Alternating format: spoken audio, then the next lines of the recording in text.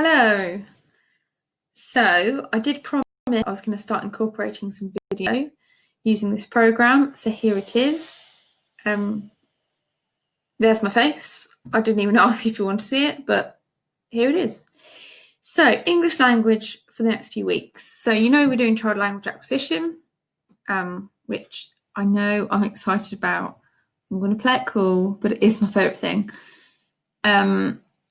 The other thing I wanted to mention to you, I mentioned it briefly in my email, was about this mock that we plan on doing. Now, I think I can make my calendar pop up. Yes, I can. Now, this week here, 29th onwards, we're thinking of doing a bit of mock prep and looking at stuff. So this week, and that's regardless of whether we have a session that week or not, we will look at icing some of the stuff you've already done for us. So we'll do child language acquisition for 1, 2, 3 weeks, then we're going to stop. So this is quite simply an introduction, and we pick up the rest of the child language unit when we come back in September, if we come back. I'm sure we will be fine, but September we'll really hit the ground running with it. This is just the beginning of it. Then we'll do a little mock prep, and then this week we'll do a mock of paper 1. So paper 1, you've already done section A, you've already done section B, you've already done section C. You've just done it over the course of time in different bits. You may not realise that you have done a paper 1 in its entirety. So the first week in July, we'll send you one to do at home. And like I said, we'll set it to do bits each day. Obviously, if you want to do the whole thing in one go, fine. So more on that later on. So child language acquisition, then let's have a little look. So what I'm going to get you to do is actually think this backwards. So I want to start by getting you to look at the end goal. What we're aiming for. So this is the website, this is our exam website. You don't need to do much with this at the minute, but I'm going to just pick on this one. So this is paper 2. So child language is part of paper 2, and paper 2 is called Dimensions of Linguistic Variation. So you'll have a question paper.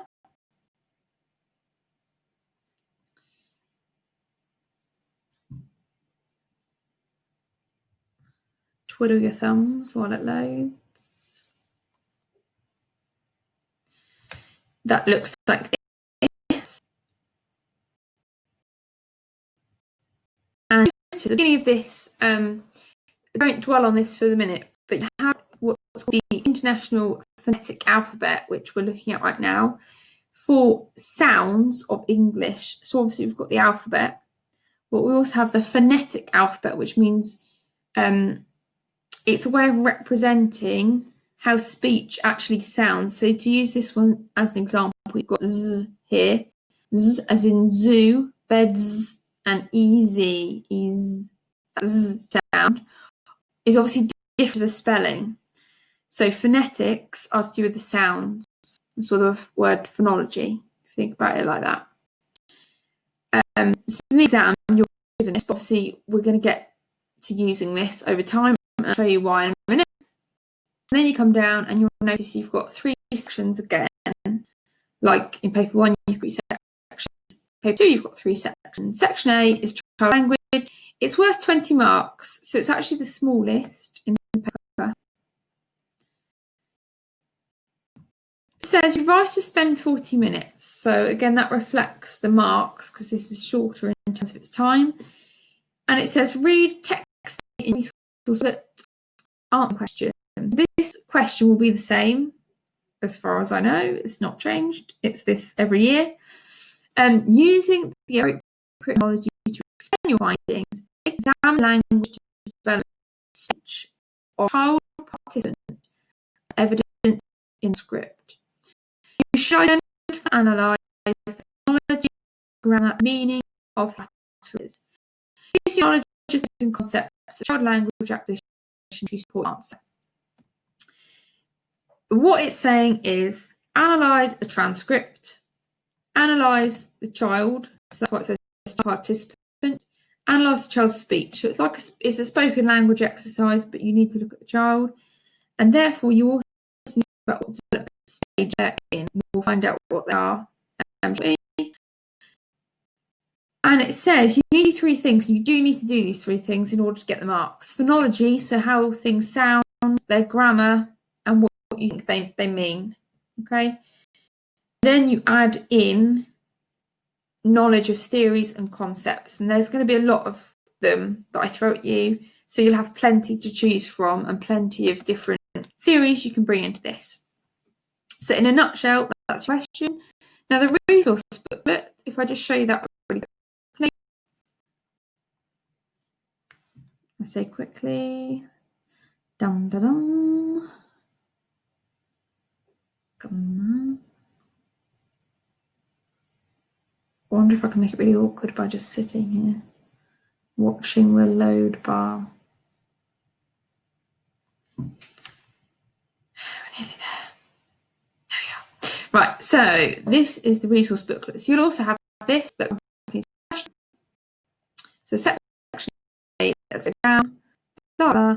So here you go. You've got a transcript. Now, your transcript will typically be a page long. So one page, so that's it. You need to analyse the spoken language here. Now you'll notice in this particular one, so every exam you do will have a different transcript. I say every exam you do, like you can do it loads of times. You know what I mean?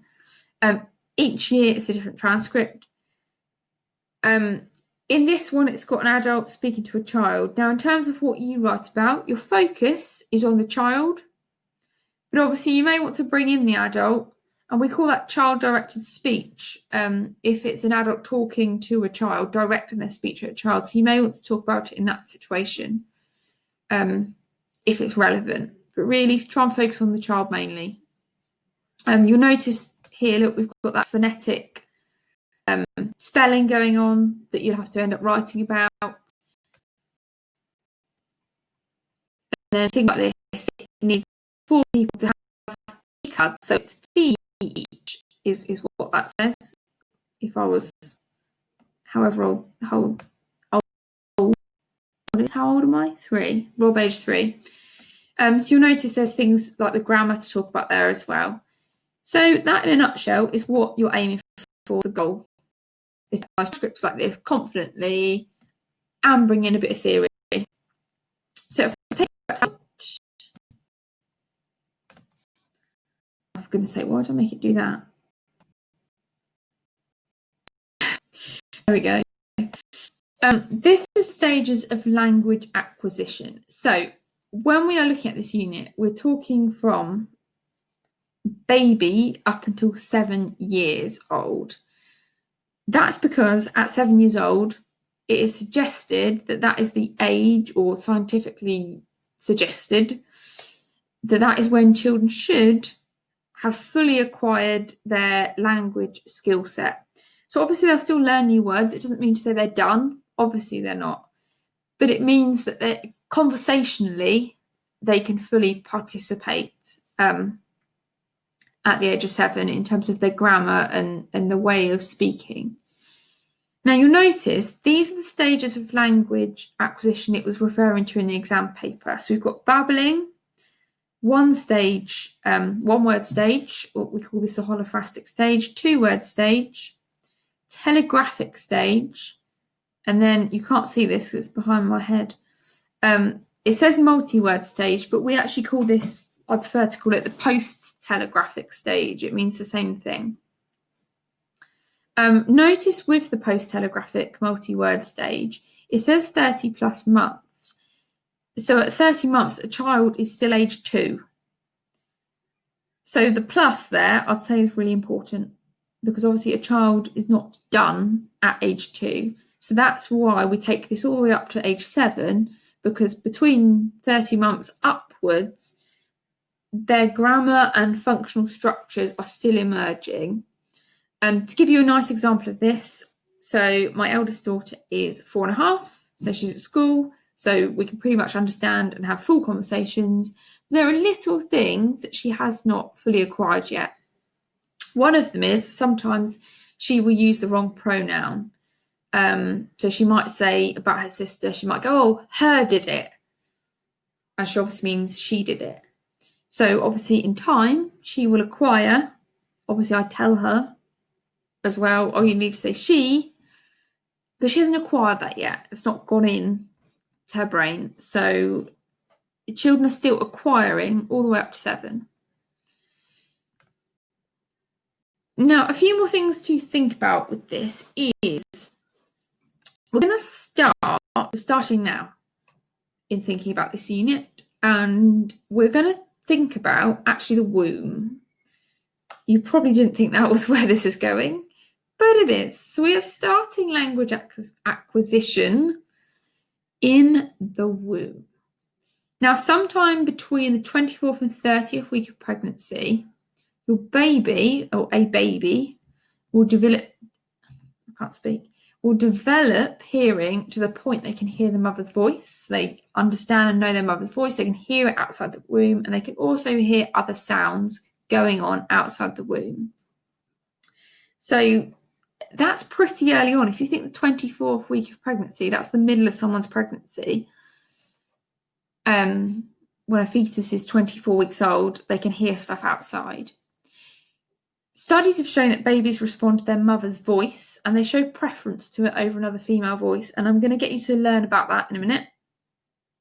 And finally, a big key point: what happens to a fetus, unborn baby in the womb, can be life-changing once out of the womb, and it can impact on life in adulthood, is what that says behind me. And you're going to hear a really interesting story about that in a minute.